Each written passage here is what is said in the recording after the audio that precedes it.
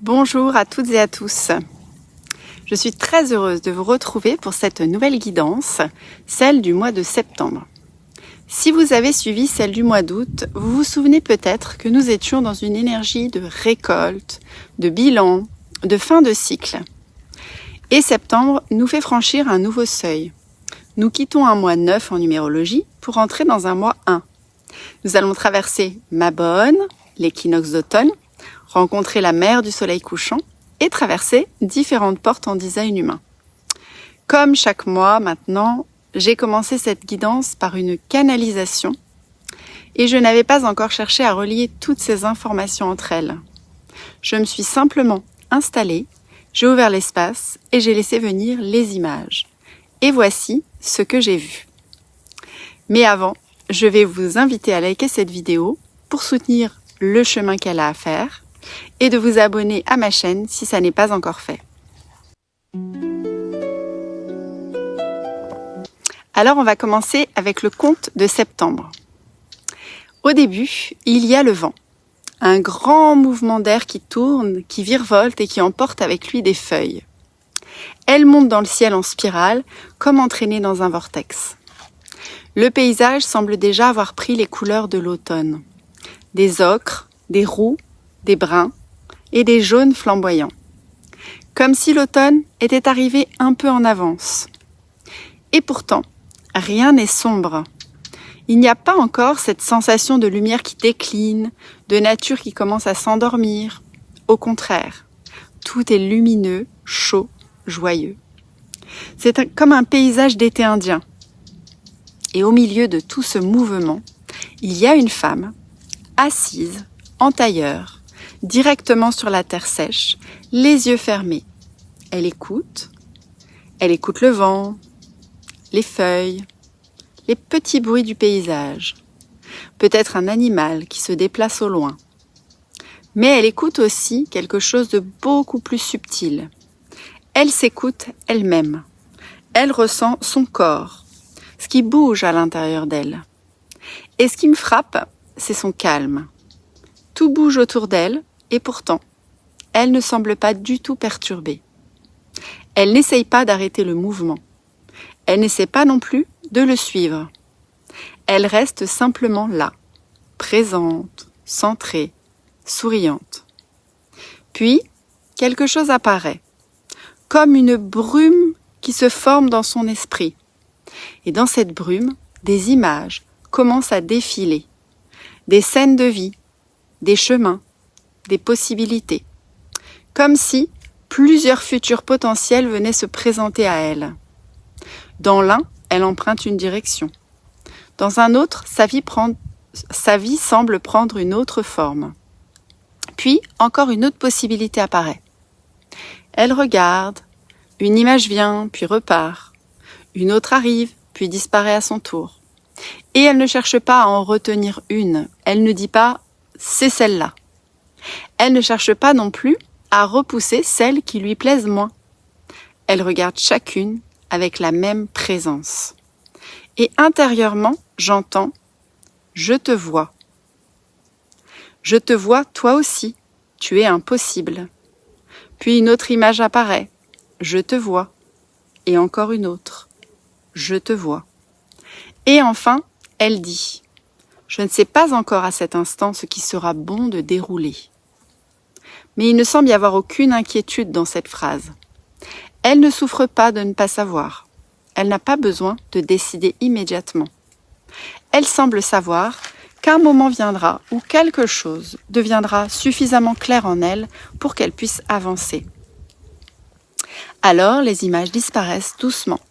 La brume se dissipe et elle revient simplement au paysage autour d'elle. Cette femme porte quelque chose d'ancien, une sagesse très reliée à la terre. Ses vêtements sont simples, amples, dans des couleurs d'ocre et de terre. Ses cheveux sont libres dans le vent. Et deux mots me viennent, pureté et page blanche. Elle semble satisfaite, pas parce qu'elle a trouvé une réponse, mais peut-être justement parce qu'elle a accepté de ne pas encore en avoir. Elle se relève, et à cet instant, au loin, retentit le cri d'un jet des chênes. Elle tourne légèrement la tête et je découvre alors, sous ses cheveux, une toute petite tresse avec quelques plumes bleues de jet qui y sont attachées. Ce bleu qui est incroyablement vif et qui tranche avec toutes les couleurs de la forêt. Et ce détail m'a beaucoup touchée parce que le jet est un oiseau que je connais très bien. Il y en a beaucoup dans notre forêt à la Renardière, et notamment parce que nous avons dans cette forêt beaucoup de chênes. Et pour moi, il porte notamment cette symbolique de confiance en l'intuition. Comme si la femme n'avait pas besoin de connaître aujourd'hui la direction qu'elle prendra demain, parce qu'elle porte déjà en elle ce qui lui permettra de la reconnaître.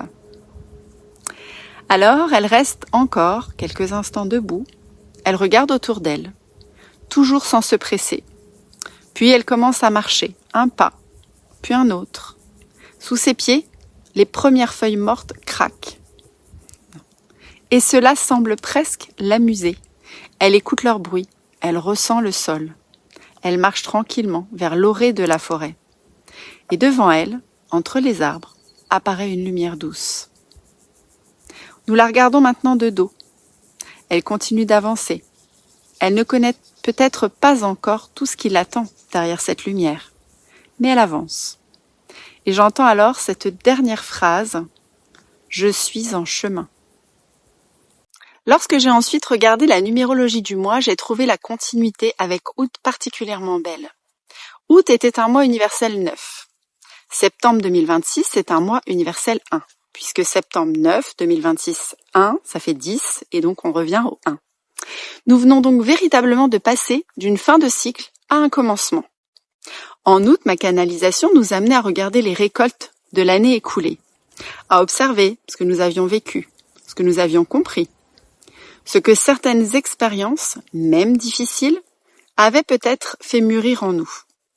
Et maintenant arrive le 1, la page blanche, et c'est exactement le mot qui m'est venu pendant cette canalisation. Mais une page blanche ne signifie pas que nous devons immédiatement la remplir. C'est peut-être justement là l'enseignement du mois de septembre. Nous avons parfois tellement peur du vide et de l'incertitude que dès qu'un nouveau cycle commence, nous voulons tout de suite savoir qu'est-ce que je fais maintenant? Quelle direction je dois prendre? Quelle décision est la bonne? Et si septembre nous disait justement « Tu peux commencer un nouveau cycle sans connaître encore toute son histoire ». Peut-être que le premier acte du nouveau cycle consiste simplement à devenir disponible à ce qui cherche à naître. Si on regarde du côté du ciel de septembre et de l'astrologie, le ciel nous raconte aussi quelque chose autour de cette question du discernement et du commencement. La nouvelle lune de septembre aura lieu le 11 et la pleine lune le 26. La première nous emmène dans une énergie de la Vierge. Revenir au concret. Observer ce qui fonctionne ou non dans notre quotidien. Ajuster, prendre soin, remettre de l'ordre. Puis, la pleine lune nous emmène dans une énergie bélier, beaucoup plus liée à l'impulsion du désir, au jeu, au courage d'exister et d'avancer. Et j'aime beaucoup cette progression pour notre femme. Elle ne part pas en courant derrière l'un des futurs qu'elle aperçoit. Elle revient d'abord à elle, à son corps, à ce qu'elle ressent, et ensuite seulement vient le mouvement. Peut-être que septembre nous invite à faire pareil, ne pas choisir uniquement parce qu'une possibilité existe, mais attendre de sentir laquelle devient réellement vivante en nous. Septembre, c'est aussi Mabon, la fête celtique de l'équinoxe d'automne. Et puis septembre nous fait franchir un autre seuil important. Avec cet équinoxe qui aura lieu le 23 septembre à 2h05, dans la roue païenne de l'année, nous célébrons ce passage par cette fête qui est Mabon. Et c'est un temps de récolte, de gratitude et d'équilibre. La lumière et l'obscurité arrivent symboliquement à un point d'équilibre, avant que la nuit ne prenne progressivement davantage de place. Et ça nous ramène encore à cette idée, tout réunir plutôt que tout opposer. La lumière et l'ombre. ce qui commence et ce qui se termine, ce que je sais et ce que je ne sais pas, ce que j'aime de moi et ce que j'ai encore du mal à accueillir. Ma bonne pourrait être donc l'occasion de se demander: qu'est-ce que je souhaite emporter avec moi pour traverser la saison qui vient? Et peut-être aussi, qu'est-ce que je peux maintenant rendre à la terre? Si on regarde du côté des portes en design humain, là encore, la succession des portes de septembre est assez étonnante par rapport à la canalisation que j'ai reçue. Nous allons traverser successivement les portes 40, 64, 47, 6, 46 puis 18. Les changements se feront autour des 3, 9, 15, 21 et 27 septembre. Nous commençons avec la porte 40. Elle nous parle notamment du besoin de repos après l'effort, de la juste utilisation de nos ressources et de ce que nous sommes prêts ou non à donner. Comme si, avant de repartir vers un nouveau cycle, septembre nous demandait: as-tu réellement terminé le précédent? Puis, autour du 3 septembre, nous entrons dans la porte 64. Et celle-ci m'a fait sourire en repensant à ma canalisation.